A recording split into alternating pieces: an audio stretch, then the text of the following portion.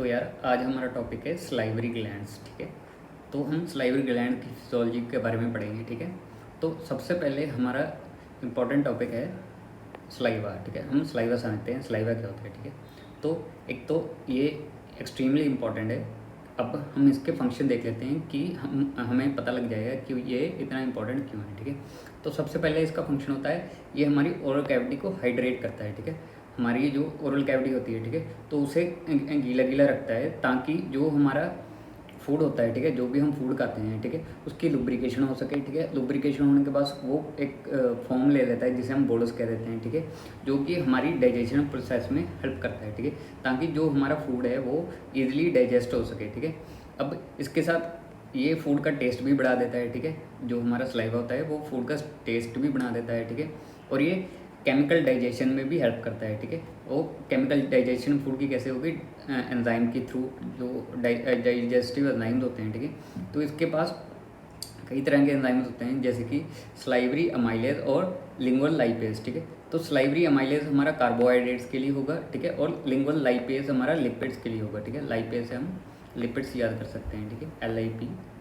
ठीक है, तो और इसका चौथा फंक्शन होता है हमारा जो ओरल हाइजीन है, ठीक है, उसे मेंटेन करके रखना है। ठीक है, तो ये काफ़ी बैक्टीरिया, फंगाई और केरीज से हमारी प्रोटेक्शन करता है थ्रू मैनी एंजाइम्स, प्रोटीन्स। ठीक है, तो एक तो ये हमारे जो डेंटल केरीज का इंसिडेंस है, ठीक है, डेंटल केरीज होती हैं, ठीक है, हमारे दांत में कीड़ा लग जाता है। ठीक है, तो उसे ये कैसे कम करता है, इसमें एक प्रोटीन रिच प्रोटीन्स होते हैं। ठीक है, जो कि हमारी मिनरलाइजेशन ऑफ टीथ को बढ़ा देते हैं। ठीक है, तो केरीज के चांस इस प्रोटीन के ज़रिए कम हो जाते हैं। ठीक है, और लास्ट में होता है हमारा एंटी माइक्रोबियल फंक्शन। ठीक है, तो ये हमें माइक्रोब से भी बचाता है, जैसे IgA एंटीबॉडी। ठीक है, तो ये कुछ केमिकल्स होते हैं, क्रिस्टिनिन, ठीक है, हिस्टिटीन, ठीक है, और लाइजोजाइम्स। ठीक है, ये एंजाइम्स होते हैं। ठीक है, जो कि हमें एंटी माइक्रोबैक्टीरियल बनाते हैं। ठीक है, तो इसके 6 फंक्शन हो गए। एक तो हमारी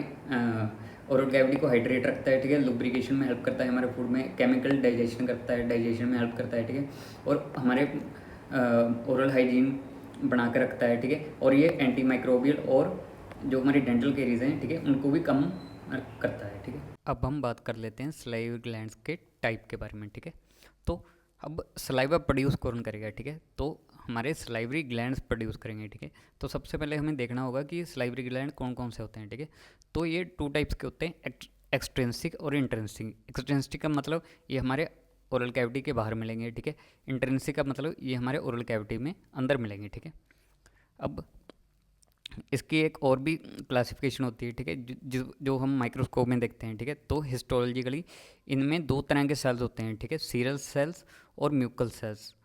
ठीक है, सीरल सेल्स क्या करेंगे, ये वाटरी सेक्रेशन प्रोड्यूस करेंगे। ठीक है, जिसमें कि एंजाइम्स, इलेक्ट्रोलाइट्स होते हैं। ठीक है, ये क्या करेंगे, हमारे फूड को हाइड्रेट करेंगे और जो हमारी ओरल कैविटी है उसको क्लीन रखते हैं। ठीक है, हाइड्रेट और क्लीन रखते हैं हमारे ओरल कैविटी को। ठीक है, और दूसरी तरफ जो म्यूकस सेल्स होते हैं, ठीक है, इनकी सेक्रेशन विस्कस होती है। ठीक है, तो ये विस्कस सेक्रेशन प्रोड्यूस करेंगे, जो किन की वजह से होगा, ग्लाइकोप्रोटीन्स और म्यूसिन। ठीक है, तो ये दोनों प्रोड्यूस करेंगे हमारी विस्कस सेक्रेशन। ठीक है, इसका काम क्या होता है, ये हमारे फूड को लुब्रिकेट करती है और फूड सब्सटेंसेस को डिजोल्व करने में हेल्प करती है, ताकि जो हमारे टेस्ट बड्स हैं वो फूड को डिटेक्ट कर सकें और इसका टेस्ट बढ़ सके। ठीक है, तो ये टेस्ट के लिए होते हैं। ठीक है, और ये हमारे ओरल कैविटी को क्लीन रखते हैं। ठीक है, हाइड्रेट रखते हैं। ठीक है, तो अगर मैंने इसकी क्लासिफिकेशन देखें, ठीक है, एक्सट्रिंसिक या हम इसे मेजर सलाइवरी ग्लैंड्स कह देते हैं। ठीक है, तो ये एक तो ओरल कैविटी के बाहर मिलेंगे। ठीक है, और जो इंट्रिंसिक होंगे वो ओरल कैविटी के अंदर होंगे। ठीक है, अब अगर ये ओरल कैविटी के बाहर हैं, ठीक है, तो ये अपना सक्रीशंस कैसे पहुँचाएंगे ओरल कैविटी में। ठीक है, इट इज़ सक्रेटेड थ्रू डक्ट्स। ठीक है, तो इनकी डक्ट्स होते हैं। ठीक है, जो कि सलाइवा को ओरल कैविटी में ट्रांसपोर्ट करती हैं। ठीक है, अब जो हमारे इंट्रिंसिक होते हैं, ठीक है, तो ये कॉन्स्टेंटली सलाइवा प्रोड्यूस करते ही रहते हैं। ठीक है, मतलब ये कभी नहीं रुकते। ठीक है, पर जो हमारे एक्सट्रिंसिक सलाइवरी ग्लैंड्स हैं, ठीक है, इनको स्टिमुलस चाहिए होता है, या तो ये मैकेनो रिसेप्टर के थ्रू ये अपनी सिक्रीशंस प्रोड्यूस करते हैं, या कीमो रिसेप्टर। ठीक है, मैकेनो रिसेप्टर जैसे हम कोई भी चीज़ च्यू करें, ठीक है, तब ये एक्टिवेट हो जाएंगे, या केमिकल जैसे हमने कोई चीज़ देखी, ठीक है, तो ये एसिडिक सब्सटेंस प्रोड्यूस करेंगे, ठीक है। अब ये 90% हमारे जो मेजर सलाइवरी ग्लैंड्स हैं ये 90% सलाइवा प्रोड्यूस करते हैं हमारी ओरल कैविटी में। और दूसरी तरफ देखें तो माइनर सलाइवरी ग्लैंड, इसलिए हम इन्हें माइनर कहा जाता है क्योंकि ये 10% सलाइवा को ही प्रोड्यूस करते हैं, ठीक है। अब ये मेजर सलाइवरी ग्लैंड 3 तरह के होते हैं, ठीक है, पैरोटिड, सब मैंडिबुलर और सबलिंगुअल ग्लैंड, ठीक है। और ये दोनों तरफ एक एक होते हैं, ठीक है। मतलब ये एक पेयर होता है पैरोटिड ग्लैंड्स का, मतलब 2 इन नंबर होते हैं, ठीक है, एक लेफ्ट साइड एक राइट साइड, ठीक है। और इसकी अगर हिस्टोलॉजी देखें, ठीक है, तो इसमें सीरस और म्यूकस दोनों मिलते हैं, ठीक है। हम देखेंगे इंडिविजुअली एक एक को, ठीक है। और जो हमारे माइनर सलाइवरी ग्लैंड हैं ये मेनली म्यूकस सेल से ही बने होते हैं, ठीक है। ये हमने दो क्लासिफिकेशन देखी है, ठीक है। अब इंडिविजुअली अगर देखें, ठीक है, तो सबसे पहला जो हमारा पैरोटिड ग्लैंड होता है, ठीक है, ये हमारा कहाँ लोकेटेड होता है, anterior to the ear between the masseter muscle and skin, ठीक है। तो ये हमारा पैरोटिड ग्लैंड हो गया, ठीक है। तो ये हमारे ईयर के पास होता है बिटवीन द मैसेटर मसल और स्किन, ठीक है। अब इसकी जो डक्ट होती है उससे कहते हैं स्टेंसन्स डक्ट। अब जो हमारा सेकंड वाला होता है, ठीक है, तो सबसे पहले एक तो ये स्टेंसन्स डक्ट होती है, ठीक है। और ये हमारे जब स्टेंसन्स डक्ट निकलेगी, ठीक है, तो ये मसल्स को पियर्स करके, ठीक है, सेकंड मैग्नरी मोलर रीजन तक आती है, ठीक है, ठीक है। इट पियर्स द मतलब empty into the oral cavity at the level of second maxillary upper molars, ठीक है। तो और अगर हिस्टोलॉजी करें देखें तो इसमें सीरियल सेल्स ही ज़्यादा होते हैं, ठीक है। और सब मैंडिबुलर की बात करें, ठीक है, तो ये हमारा इनर बॉडी ऑफ मैंडिबल के अंदर होता है, ठीक है, जिसे हम यहाँ ये डाइजेस्टिक ट्रायंगल के पास होता है, ठीक है। तो इसकी अगर लोकेशन देखें तो ये inner medial surface of the mandibular body and on the डाइजेस्टिक triangle होता है, ठीक है। इसकी डक्ट्स का नाम होता है वाटन्स डक्ट, ठीक है, जो कि हमारी it empty near the oral cavity near the lingual freedom, ठीक है। तो ये इसकी वाटन डक्ट्स हो गई, ठीक है। तो ये हमारा जो ये हमारी जो टंग होगी, ठीक है, तो इसके ये हमारा लिंगुअल फ्रीनुलम होता है, ठीक है, जो कि टंग को पकड़ के रखता है, ठीक है। तो ये सब मैंडिबुलर ग्लैंड यहाँ इसके यहाँ लोकेटेड होता है, ठीक है, इसके नीचे लोकेटेड होता है, लिंगुअल फ्रीनम के नीचे लोकेटेड होता है। और इसमें दोनों टाइप्स के होते हैं, ये मिक्स्ड सेल से बना होता है, ठीक है, सीरस और म्यूकस सेल इनमें दोनों हो गए, ठीक है। और जो हमारा सब लिंगुअल ग्लैंड है वो हमें नाम से पता लग रहा है, ये टंग के नीचे होगा, ठीक है। और इसकी कौन कौन सी इसकी 10 से 12 डक्ट होती हैं जो कि हमारे टंग के नीचे ही खुलती हैं, ठीक है, at the floor of the oral cavity, sorry, जिसे हम रिविनस कह देते हैं, ठीक है, डक्ट्स ऑफ रिविनस, ठीक है। और ये मेनली म्यूकस सेल्स ही होते हैं, ठीक है। तो हमने देखा है ये मेनली सीरस सेल से बनता है, ठीक है, ये दोनों मिक्स में होते हैं, ठीक है, सीरस सेल्स भी होते हैं और सीरस सेल्स और म्यूकस सेल दोनों होते हैं। और ये मेनली म्यूकस सेल से बनता है, पर इसमें सीरस सेल्स भी होते हैं, ठीक है, पर कम क्वांटिटी में होते हैं, ठीक है। तो यार अब हम बात करते हैं इनर्वेशन की, ठीक है। तो सलाइवरी ग्लैंड्स को इनर्वेशन कैसे मिलती है, ठीक है। तो सबसे पहले हम इफरेंट पाथवेज करेंगे, ठीक है। इफरेंट पाथवेज हो गए जो ये मोटर रिस्पॉन्स देंगे, ठीक है। तो 2 तरह के होते हैं, ठीक है, सिंपैथेटिक और पैरासिम्पैथेटिक, ठीक है। तो सबसे पहले हम पैरासिम्पैथेटिक नर्वस सिस्टम की बात कर लेते हैं, ठीक है। तो ये हमारे सलाइवा की प्रोडक्शन में कैसे हेल्प करते हैं, ठीक है। तो जो हमारी इनमें हमारी नर्व्स प्रेजेंट होती हैं, ठीक है, जो कि होती है क्रेनियल नर्व 7 जो कि फेशियल नर्व होती है, और क्रेनियल नंबर 9 नर्व जो कि ग्लोसोफेरेंजियल नर्व होती है, ठीक है। तो इनका काम क्या होता है, जो पैरासिम्पैथेटिक नर्वस सिस्टम है, ठीक है। तो ये तो एक तो हमारी वॉल्यूम ऑफ सलाइवा को इंक्रीज़ करेगा, ठीक है, और ये वाटर और इलेक्ट्रोलाइट रिच सलाइवा को ज़्यादा प्रोड्यूस करता है, ठीक है। तो इसका ये काम हो गया, ठीक है। अब ये इन तीनों सलाइवरी ग्लैंड्स को इनर्वेशन कैसे मिलेगी, ठीक है। तो सबसे पहले हम सब मैंडिबुलर और सबलिंगुअल ग्लैंड की बात कर लेते हैं, ठीक है। तो इनमें न्यूक्लियस जो होता है, ठीक है, वो हमारा पोन्स, ये हमारे स्पाइनल कॉर्ड हो गई, ठीक है, ये हमारा मेडुला हो गया, ये हमारा पोन्स हो गया, ठीक है। तो ये ब्रेन स्टेम के पोन्स में होता है एक, जैसे एक न्यूक्लियस होता है जिसे हम सुपीरियर सैलिवेटरी न्यूक्लियस कह देते हैं, ठीक है। तो ये वाला हमारा ये न्यूक्लियस होता है, ठीक है। तो इसमें क्या होगा, ये पार्ट होता है फेशियल नर्व का, ठीक है, फेशियल नर्व यहाँ से ये न्यूक्लियस बनाएगी, ठीक है, और ये अगेन अपने फाइबर्स भेजेगा, ठीक है। तो इसके फाइबर्स एग्जिट करेंगे पोंटोमेडुलरी जंक्शन में, ठीक है। तो ये हमारा पोंटोमेडुलरी जंक्शन हो गया, ठीक है। तो ये इसके फाइबर यहाँ से पोंटोमेडुलरी जंक्शन में जाकर यहाँ आएंगे, ठीक है। और ये क्रेनियल कैविटी से एग्जिट हो जाएंगे through the internal acoustic meatus along with the vestibulocochlear nerve, ठीक है। तो ये हमारा इंटरनल अकॉस्टिक मेटस है, ठीक है। तो ये इस कैविटी से आकर ये हमारा क्रेनियल कैविटी से बाहर आ जाएंगे अलॉन्ग विद द वेस्टिबुलो नर्व, ठीक है। तो सुपीरियर सल्युबिलिटी न्यूक्लियस यहाँ से स्टार्ट होकर पोंटोमेडुलरी जंक्शन में आया, ठीक है। यहाँ से internal acoustic meatus along with the vestibular nerve से यहाँ पर आकर ये क्रेनियल कैविटी से बाहर आ गया, ठीक है। अब क्या होगा, अब ये बोनी के नाल में पहुँचेगा, ठीक है। जो हमारे मिडल ईयर की कैविटी होती है, ठीक है, तो उसमें जो बोनी के नाल होती है, ठीक है, तो ये मिडल ईयर की कैविटी होगी, ठीक है, ये वाली। तो यहाँ पर जो बोनी पियर्सिंग करेगा ये, ठीक है, और ये कैनाल में पहुँचेगा, ठीक है, in the medial and posterior wall of the middle ear cavity, ठीक है। तो ये मिडल और पोस्टीरियरली जाएगा, ठीक है। फिर ये एंटीरियर आकर ये मिडल ईयर कैविटी से बाहर निकलेगा, ठीक है, एट अ कॉर्डा टिम्फनाई, ठीक है। अब कॉर्डा टिम्फनाई क्या होता है, ठीक है, ये फाइबर्स का कॉम्बिनेशन होता है, टेस्ट फाइबर, ठीक है, और स्पेशल विजुअल एफरेंट, ठीक है, ये हम बाद में बात करेंगे, ठीक है। मतलब ये टेस्ट फाइबर का गुच्छा होता है, ठीक है, उसे हम कॉर्डा टिम्फनाई कह देते हैं, ठीक है। अब ये यहाँ से बाहर निकलेगा एज अ कॉर्डा टिम्फनाई, ठीक है, along with the lingual nerve भी आ जाएगा इसके साथ, ठीक है। और ये दोनों मिलकर लिंगुअल नर्व ट्राइजेमिनल नर्व की एक ब्रांच ही होती है, ठीक है। तो ये दोनों मिलकर अब पहुँचेंगे, वो लिंगुअल नर्व पीछे छूट जाएगी और सबमैंडिबुलर गैंग्लियोन के पास ये आएगा, ठीक है। तो कॉर्डा टिम्फनाई हमारा सबमैंडिबुलर गैंग्लियोन के पास आ गया, ठीक है। अब यहाँ से ये फाइबर्स पैरासिम्पैथेटिक फाइबर्स बन जाएंगे, ठीक है, और ये इनर्वेट करेंगे post ganglionic parasympathetic nervous system fibres बन जाएंगे, ठीक है, क्योंकि अब ये गैंग्लियन में आ गया, अब ये पोस्ट गैंग्लियोनिक बन जाएंगे, ठीक है। और ये इनर्वेट करेंगे सबलिंगुअल और सबलिंगुअल और सबमैंडिबुलर सलाइवरी ग्लैंड पर, ठीक है। यहाँ पर एक मिस्टेक होगी। तो यार अब हम बात कर लेते हैं पैरोटिड ग्लैंड के पाथवे के बारे में, ठीक है। तो इसका जो न्यूक्लियस होता है, ठीक है, उसे हम कहते हैं इन्फीरियर सलाइवरी न्यूक्लियस, ठीक है। तो ये सुपीरियर सलिवेटरी न्यूक्लियस के नीचे ही होता है, ठीक है, ये वाला हमारा इन्फीरियर सलिवेटरी न्यूक्लियस है। और ये कौन सी नाम से आता है, ग्लोसोफरेंजियल नाम, जो कि 9th क्रेनियल नाम होती है, ठीक है। तो अब ये फाइबर्स क्या करेंगे, ठीक है, इसके जो फाइबर्स हैं, ठीक है, ये हमारा जुगुलर फोरामेन होता है, ठीक है। तो ये इससे पास आउट करेंगे, ठीक है, ये हमारा मिडल क्रेनियल कैविटी की तरफ ही जाएंगे, ठीक है।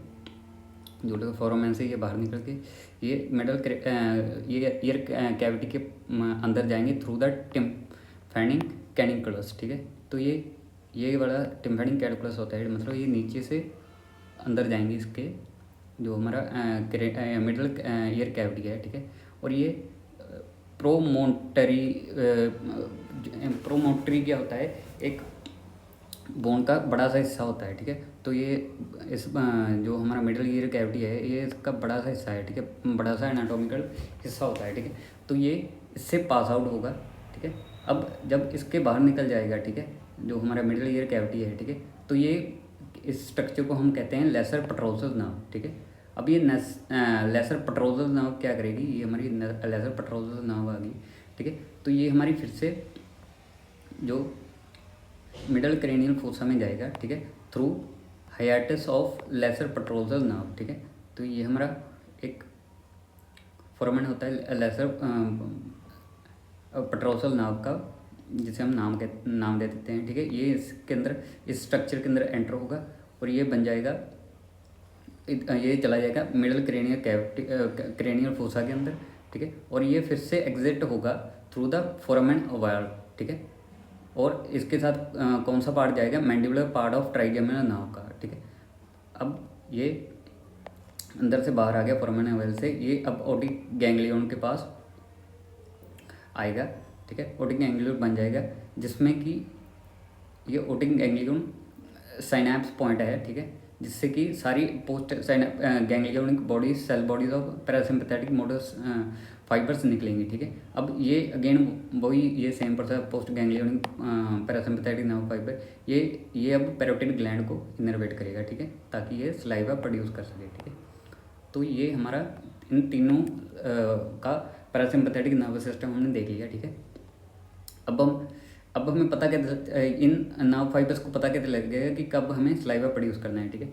तो जो हमारी ओरल कैविटी होती है उनमें स्पेशल रिसेप्टर्स होते हैं टंग पे, चीक्स पे, tonsil, around the tonsillar area और फेरेंजियल एरिया पे, ठीक है। जो कि जब भी हम कोई चीज़ खाते हैं, जो भी कोई च्यूइंग करते हैं या हम कोई एसिडिक फूड खाते हैं, ठीक है, तो ये कीमो और मैकेनिकल रिसेप्टर एक्टिवेट हो जाएंगे, ये रिसेप्टर को कर देंगे और ये सुपीरियर और इंफीरियर सेलिवेटरी न्यूक्लियस तक सिग्नल पहुंच जाएगा, जिससे क्या होगा, हमारी सेलिब्रेशन स्टार्ट हो जाएगी, ठीक है। अदर स्टिमुलस होते हैं, जैसे हम कोई चीज़ देख रहे हैं, ठीक है, किसी चीज़ की हमें स्मेल आ गई या हम फूड के बारे में सोच रहे हैं, ठीक है, तो भी ये जो नर्व फाइबर्स हैं ये स्टिमुलेट हो जाते हैं, ठीक है। और लास्ट में हम सिंपैथेटिक नर्वस सिस्टम की बात कर लेते हैं, ठीक है। पैरासिम्पैथेटिक क्या करता था, ये हमारा वॉल्यूम ऑफ सलाइवा को बढ़ाता है और वाटर और इलेक्ट्रोलाइट रिच सलाइवा को प्रोड्यूस करता था, ठीक है। पर अब जो हमारा सिंपैथेटिक नर्वस सिस्टम है वो viscous protein rich saliva produce करेगा, ठीक है। तो अब जो हमारा सलाइवरी ग्लैंड्स होते हैं, ठीक है, हमें पता है जो हमारा सिंपैथेटिक नर्वस सिस्टम है, ठीक है, वो T1 से T4 और कई बार हमारा हेड एंड नेक रीजन तक भी चला जाता है, ठीक है। तो ये क्या करेगा, ये जब ये सारे मिल जाएंगे, ठीक है, तो ये जाएंगे सुपीरियर सर्वाइकल गैंग्लिया के पास, ठीक है। तो ये हमारा सुपीरियर गैंग्लियर फाइबर हो गए, ठीक है। और वहाँ से ये जो हमारी कैरोटिड आर्टरी होती है, ठीक है, तो ये हमारी कैरोटिड आर्टरी है, इसके अराउंड ये घूमेगा, ठीक है, मतलब एक प्लेक्सस बना देगा जिसे हम कैरोटिड प्लेक्सस कह देते हैं। कैरोटिड प्लेक्सस क्यों, क्योंकि ये कैरोटिड आर्टरी के अराउंड घूम रहा है, ठीक है। और डीप पेट्रोजल नाव के रूप में बाहर आ जाएगा, ठीक है। ये आया, ये हमारा डीप पेट्रोसल नाव बन गई, ठीक है। अब डीप पेट्रोसल नाव क्या करेगी, ये टीरोपैलेटाइन फोसा में जाएगी, ठीक है, और थ्रू द टीरेगोइड कैनाल, ठीक है। और ये सारे तीनों ऑर्गन्स को सप्लाई, तीनों ग्लैंड्स को सप्लाई करेगी, पैरोटिड, सबमैंडिबुलर और सबलिंगुअल, ठीक है। तो ये हमारी ये आया, ये हमारा तीनों को स्टिमुलेट करेगा, ठीक है, through the which and it goes through the pterygoid canal. तो हमने सलाइवरी ग्लैंड की इनर्वेशन देख ली, अब हम सलाइवा की प्रोडक्शन देखेंगे, ठीक है। तो सबसे पहले सलाइवा प्रोड्यूस कैसे होता है, ठीक है। तो उससे पहले हमें हमारे जो सलाइवरी ग्लैंड्स हैं उनका माइक्रोस्कोपिक स्ट्रक्चर देखना पड़ेगा, ठीक है। तो ये हमारा माइक्रोस्कोपिक स्ट्रक्चर होता है हमारा सलाइवरी ग्लैंड्स का, ठीक है। इसके 2 पार्ट्स होते हैं, सबसे पहले तो एसिनस और दूसरा होता है डक्ट, ठीक है। तो ये वाला हमारा जो सारा पार्ट है ये हम इसे कहेंगे एसिनस, क्योंकि एक सैक की तरह होता है, ठीक है, तो इसे एसिनस कहते हैं। और ये हमारी डक्ट होगी, ठीक है, सलाइवरी ग्लैंड की डक्ट होगी, ठीक है। और ये जो हमारा एसिनस होता है, ठीक है, तो इसके अराउंड ये वाले एसिनर सेल्स होते हैं, ठीक है। और जो हमारे ये डक्ट होती है, ठीक है, इसके अराउंड डक्टल सेल्स होते हैं, ठीक है। तो और डक्ट्स डिफरेंट टाइप्स की होती हैं, स्ट्राइएटेड, इंटरलोबुलर, इंटरकलेटेड और एक्सक्रीटरी डक्ट, ठीक है। तो ये सिंपल सी एक डायग्राम है जिससे हमें ग्रॉस स्ट्रक्चर पता लग गया हमारे जो सलाइवरी ग्लैंड्स हैं, ठीक है। अब अगर हम देखें, जो सबसे पहले एसिनर सेल्स की बात करें, ठीक है, तो इनकी 2 मेम्ब्रेन्स होती हैं, ठीक है। ये तो हमारी बेस, क्योंकि ये बेस के पास है, ये हमारी बेसोलेटरल मेम्ब्रेन होगी, ठीक है, और ये हमारी अपाइकल मेम्ब्रेन होगी, ठीक है। अब अगर हम बात करें इनमें कौन कौन से जो मॉलिक्यूल्स होते हैं, ठीक है, जिनसे हमारा जो सलाइवा बनता है, ठीक है, तो हम उसकी बात कर लेते हैं, ठीक है। तो सबसे पहले हम ट्रांसपोर्टर्स की बात कर लेते हैं, ठीक है। अलग अलग तरह के ट्रांसपोर्टर होते हैं, जैसे पोटेशियम के लिए ट्रांसपोर्टर है, ठीक है, बाइकार्बोनेट की ट्रांसपोर्टर है, ठीक है। तो ये थ्रू आउट द मेम्ब्रेन्स ये डिस्ट्रीब्यूट होते हैं, ठीक है। सबसे पहले हम बेसोलेटरल मेम्ब्रेन की बात कर लेते हैं, ठीक है।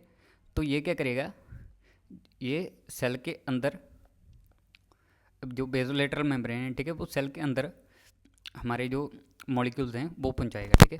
अब कौन कौन से पंप होते हैं, ठीक है। तो अब पंप्स की बात करें, ठीक है, तो सबसे पहले हमारा पंप होता है सोडियम पोटाशियम पंप, ठीक है। तो ये क्या करेगा, 2 सोडियम को अंदर भेजेगा, ये हमारा पंप हो गया, ठीक है। ये 2 सोडियम को अंदर भेजेगा और 2 पोटाशियम को अंदर भेजेगा और 3 सोडियम को बाहर भेजेगा सेल के, ठीक है। तो एक तो हमारा ऐसे पोटाशियम अंदर आ गया, ठीक है।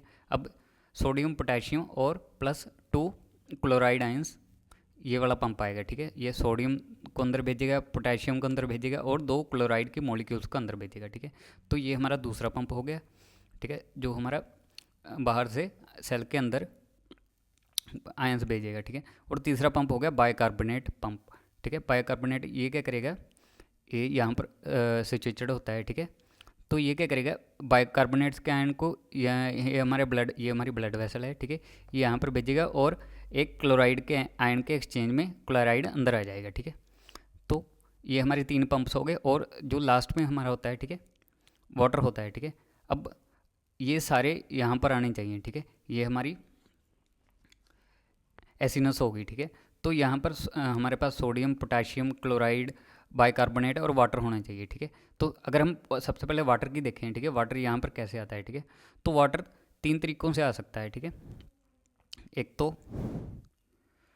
ये सीधा पैरासेलुलर ट्रांसपोर्ट, ठीक है, वाटर सीधा सेल के बीच में से गुजरकर अंदर आ गया, ठीक है, ये हमारा पैरासेलुलर ट्रांसपोर्ट हो गया, ठीक है। और इसके अलावा इसके पास पोरेंस होते हैं, ठीक है, एक्वा पोरेंस होते हैं, ठीक है, ये मॉलिक्यूल ये प्रोटीन की तरह ही होते हैं, ठीक है। तो इनमें से वाटर एक तो एक्वापोरिन 3, ठीक है, इस इनमें क्या करेगा, ये हमारा सेल के अंदर आ जाएगा, ठीक है। अब अगर हमें इसे लुब्बन में लाना है, ठीक है, तो हमें एक्वापोरिन 5 चाहिए होता है, ठीक है। तो ये क्या करेगा, एक तो सीधा आ गया, ठीक है, पैरासेलुलर मेम्ब्रेन के थ्रू, ठीक है। एक हमारा यहाँ पर आकर ये एक्वापोरिन 3 के अंदर आकर एक्वापोरिन 5 के थ्रू ये हमारा ल्यूमेन में आ सकता है, ठीक है। तो हमारे पास 2 रूट से हमारा वाटर हमारे ल्यूमेन में आ रहा है, ठीक है। तो हमारा वाटर कंप्लीट हो गया, ठीक है। अब सोडियम की बात करें, सोडियम कैसे आता है, ठीक है। तो सोडियम मेनली हमारा पैरासेलुलर मेथड के थ्रू ही ये हमारा अंदर आ जाता है, ठीक है। तो हमारा सोडियम हो गया और हमारा वाटर भी हो गया। अब यार हमारे 2 मॉलिक्यूल्स रह गए, 4 मॉलिक्यूल्स रह गए, ठीक है, पोटाशियम क्लोराइड बाइकार्बोनेट, ठीक है। और हम पे इनको देखना है कि ये कैसे आते हैं, ठीक है। तो पोटाशियम तो हमारा एक तो ये यहाँ से आया था, ठीक है, पोटाशियम यहाँ से सीधा इस चैनल के थ्रू आ जाएगा, ठीक है। यहाँ पर हमारा पोटाशियम अंदर आएगा और जो हमारा हाइड्रोजन का आयन होता है, ठीक है, वो बाहर आ जाएगा, ठीक है। तो ये तो एक तो इस ट्रांसपोर्ट से हमारे पास पोटाशियम आ गया, ठीक है। और ये इस ट्रांसपोर्टर से हम पोटाशियम को अंदर लाए थे, ठीक है। तो ये लीकी चैनल्स के थ्रू भी यहाँ पर हमारा पोटाशियम अंदर आ जाएगा, ठीक है। या इसी फिर मैकेनिज्म के थ्रू, इस चैनल के थ्रू ये हाइड्रोजन का आयन इधर आ जाएगा और पोटाशियम का अंदर आयन्स अंदर चला जाएगा, ठीक है। तो ये हमारा पोटाशियम हो गया, सोडियम हमने देख लिया था, वाटर देख लिया था, ठीक है। अब क्लोराइड की बात करें, ठीक है, तो क्लोराइड इस चैनल से जब ये आया था, ठीक है, तो ये क्या करेगा, इसका नाम होता है सोडियम पोटाशियम क्लोराइड को ट्रांसपोर्टर, ठीक है। अब ये इसके अंदर एक और ट्रांसपोर्टर होता है, ठीक है, जिसका नाम होता है सिस्टिक फाइब्रोसिस ट्रांसमेम्ब्रेन रिसेप्टर, ठीक है, CFTR, ठीक है। तो ये क्लोराइड इसके थ्रू अंदर आ जाएगा, ठीक है। तो हमारा क्लोराइड भी हो गया, ठीक है। अब रह गया हमारा बायोकार्बोनेट। बायोकार्बोनेट कैसे बनता है, ठीक है, तो हमने पिछली वीडियोस में देखा था। तो हमारा कार्बन डाइऑक्साइड प्लस वाटर जब मिलकर इन द फॉर्म ये बाइकार्बोनेट बना देते हैं, ठीक है, कार्बोनिक एसिड बना देते हैं in the presence of carbonic anhydrase, ठीक है।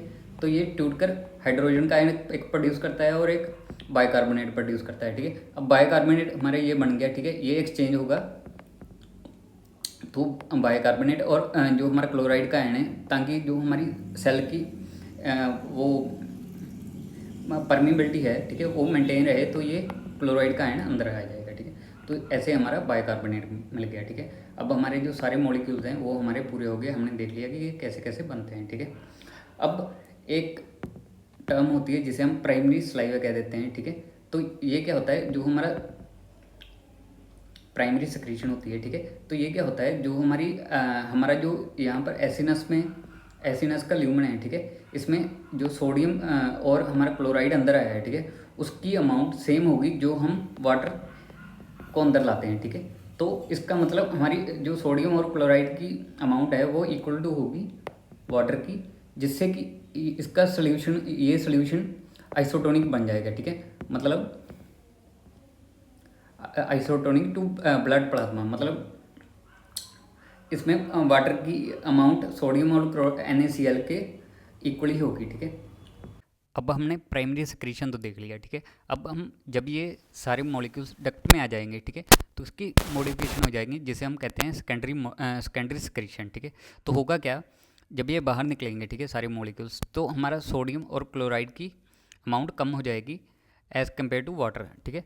तो अब ये कैसे होगा, ठीक है। तो जब ये सोडियम यहाँ पर आएगा, ठीक है, हमारे डक्टल सेल्स में आएगा, ठीक है, तो सोडियम और प्रोटॉन, ये हमारा एक पंप होता है, ठीक है, सोडियम प्रोटॉन पंप, ठीक है। प्रोटॉन बाहर आ जाएगा और सोडियम को अंदर खींच लेगा, ठीक है। अब यहाँ पर हमारा सोडियम कम हो गया, ठीक है। अब और दूसरा जो पंप होता है, हमें क्लोराइड को कम करना है, ठीक है, तो क्लोराइड अंदर चला जाएगा और बाइकार्बोनेट मेम्ब्रेन की परमेबिलिटी को मेंटेन करने के लिए इसके अंदर आ जाएंगे, ठीक है। तो हमारे पास वाटर भी ज़्यादा है, बाइकार्बोनेट भी ज़्यादा है और पोटेशियम भी ज़्यादा है, पर क्लोराइड और सोडियम कम हो जाएंगे, ठीक है। अब इसको हम सेकेंडरी मॉडिफिकेशन कह देते हैं, या सेकेंडरी प्राइमरी स्लाइवा मॉडिफाइड हो गया, ठीक है। इसमें हम सेकेंडरी स्लाइवा कह देते हैं, ठीक है। तो इसमें क्या होगा, अब जो हमारी सोडियम क्लोराइड की अमाउंट है, ठीक है, वो हमारी वाटर से कम हो जाएगी, ठीक है।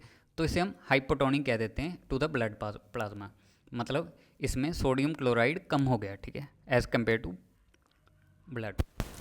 यार हम बात करते हैं effect of autonomic nervous system, ठीक है। तो अब हमारे जो सलाइवा की प्रोडक्शन है, ठीक है, उस पर हमारा ऑटोनॉमिक नर्वस सिस्टम कैसे एक्ट करेगा, ठीक है। तो हमारे पास ऑटोनॉमिक नर्वस सिस्टम के 2 टाइप्स होते हैं, ठीक है, पैरासिम्पैथेटिक नर्वस सिस्टम और सिंपैथेटिक नर्वस सिस्टम, ठीक है। पैरासिम्पैथेटिक क्या रिलीज़ करता है अपना एक्शन चलाने के लिए, एसिटाइल कोलिन, और सिंपैथेटिक नर्वस सिस्टम नॉरएपिनेफ्रिन ये रिलीज़ करता है, ठीक है। तो जैसे हम इस डायग्राम में देख सकते हैं, ठीक है, पैरासिम्पैथेटिक ने एसिटाइल कोलिन प्रोड्यूस किया और सिंपैथेटिक नर्वस सिस्टम में नॉरएपिनेफ्रिन, ठीक है। ये हमारी एक ब्लड वेसल होगी, ठीक है। अब हम अगर देखें, ठीक है, तो सबसे पहले हम नॉरएपिनेफ्रिन क्या करता है, जो हमारा सिंपैथेटिक नर्वस सिस्टम है, ठीक है, वो नॉरएपिनेफ्रिन को स्टिमुलेट करेगा ताकि जो हमारी ये ब्लड वेसल हैं, ठीक है, ये वेजो कंस्ट्रिक्ट हो जाएं, मतलब ये पतली हो जाती हैं, ठीक है, बंद हो जाती हैं, जिससे क्या होगा, हमारा ब्लड का फ्लो डिक्रीज़ हो जाएगा, ठीक है। और जो भी हमारा यहाँ से आयंस आते हैं, ठीक है, कोई भी मिनरल यहाँ जाएंगे, ठीक है, आयंस वायंस, ठीक है। अब ब्लड कम हो गया, ठीक है, तो आयंस भी ज़्यादा हमारे इन सेल्स में नहीं जा पाएंगे, ठीक है। तो इससे क्या होगा, जो हमारी इलेक्ट्रोलाइट और वाटर की सिक्रीशन है, ठीक है, वो हमारी डक्ट्स के थ्रू जो हमारी बाहर आती होती है, ठीक है, सलाइवा में, तो वो कम हो जाएगी इलेक्ट्रोलाइट और वाटर की सिक्रीशन, ठीक है। और अगर हम पैरासिम्पैथेटिक की बात करें, ठीक है, तो ये अपना एक्शन कैसे करता है, ठीक है, एसिटाइल कोलिन होता है, ठीक है, वो हमारा मेम्ब्रेन पे जो रिसेप्टर्स होते हैं, ठीक है, जिसे हम मस्करीनिक रिसेप्टर कह देते हैं, स्पेसिफिकली M3, ठीक है। तो हमारा एसिटाइल कोलिन यहाँ पर बाइंड हुआ है रिसेप्टर पर, ठीक है, इसने M3 को एक्टिवेट किया, ठीक है। और ये क्या एक प्रोटीन को एक्टिवेट करेगा, GQ प्रोटीन, ठीक है। और GQ क्या करेगा, ADP को निकाल देगा, GTP यूज़ कर लेगा, ठीक है। और फिर ये स्टिमुलेट करेगा PLC, ठीक है, फॉस्फोलाइपेज C, तो ये भी एक प्रोटीन होता है, ठीक है। ये फर्दर इन एक्टिवेट करेगा PIP2, ठीक है। PIP2 को इन दो फॉर्म में ये तोड़ देगा, ठीक है, जिसे हम DAG कह देते हैं, डाइएसिटाइल ग्लिसरॉल, और IP3, ठीक है, NiSO ट्राईफॉस्फेट, ठीक है। अब ये क्या काम करेगा, जो IP3 है, ठीक है, वो कैल्शियम को रिलीज़ करवाएगा इनसाइड द सेल, ठीक है। कैल्शियम हमारा स्टिमुलेट हो जाएगा, ठीक है। और कैल्शियम अगेन क्या करेगा, कैल्शियम अगेन स्टिमुलेट करेगा प्रोटीन काइनेस C और कैम काइनेस को, ठीक है, ये दोनों को ये एक्टिवेट करेगा, ठीक है। और इसका होगा क्या, कैल्शियम से हमारी इन जो हमारे लीकी चैनल्स होते हैं, ठीक है, इनकी फॉस्फोराइलेशन हो जाएगी, और इससे क्या होगा, हमारे आयंस ल्यूमर के अंदर आना स्टार्ट कर देंगे, ठीक है। तो ये ज़्यादा रिलीज़ हो गई यहाँ पर, ठीक है। तो इसमें हमारा वाटर, सोडियम, पोटाशियम, कैल्शियम और बाइकार्बोनेट ये सारे रिलीज़ होने स्टार्ट कर देंगे, ठीक है। तो हमारा पैरासिम्पैथेटिक नर्वस सिस्टम का ये काम होता है, ठीक है। अगर हम सिंपैथेटिक नर्वस सिस्टम की बात करें, ठीक है, तो इसका एक्शन डिफरेंट होता है। ये क्या करेगा, हमारा जो नॉरएपिनेफ्रिन है, ठीक है, वो ये हमारा बीटा एनर्जिक रिसेप्टर है जो कि B2 रिसेप्टर होता है, ठीक है। नॉरएपिनेफ्रिन इसके इस प्रोटीन के पास आया है, ठीक है, इसने जी स्टिमुलेटरी प्रोटीन को एक्टिवेट किया है, ठीक है। ये भी जीटीपी यूज़ करेगा, जीटीपी निकाल देगा, ठीक है। वो वैसे सिंपल ही होता है, वही प्रोसीजर होता है, ठीक है। फिर हमारा जो एडेनिन साइक्लेज एक्टिवेट हो जाएगा, ठीक है। ये क्या करेगा, एडीपी को साइक्लिक एएमपी में कन्वर्ट कर देगा, ठीक है। अब साइक्लिक एएमपी फिर से प्रोटीन काइनेज ए को एक्टिवेट करेगा, ठीक है। ये हमारा प्रोटीन काइनेज ए हो गया, ठीक है। अब ये क्या करवाएगा, जो हमारे ग्रैन्यूल्स होते हैं, ठीक है, हमारे सेल्स में ग्रैन्यूल्स होते हैं जिनमें कि प्रोटीन्स और एंजाइम्स होते हैं, ठीक है। तो ये एक्सोसाइटोसिस करवा देगा उन ग्रैन्यूल्स की, ठीक है। एक्सोसाइटोसिस मतलब ये सारे जो एंजाइम्स केमिकल्स होते हैं, प्रोटीन्स होते हैं, ठीक है, वो बाहर आ जाएंगे, ठीक है। और इसमें सबसे अबंडेंट में क्या होता है, म्यूसिन और सलाइवरी अमाइलेज, ठीक है। सलाइवरी अमाइलेज हमें पता है जो हमारा कार्बोहाइड्रेट्स में खत्म करने में हेल्प करता है, ठीक है। तो म्यूसिन सलाइवरी अमाइलेज हमने यहाँ पर पढ़ा था,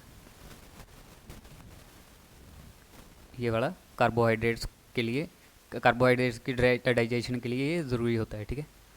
तो ये हमारा म्यूसिन और सलाइवरी अमाइलेज यहाँ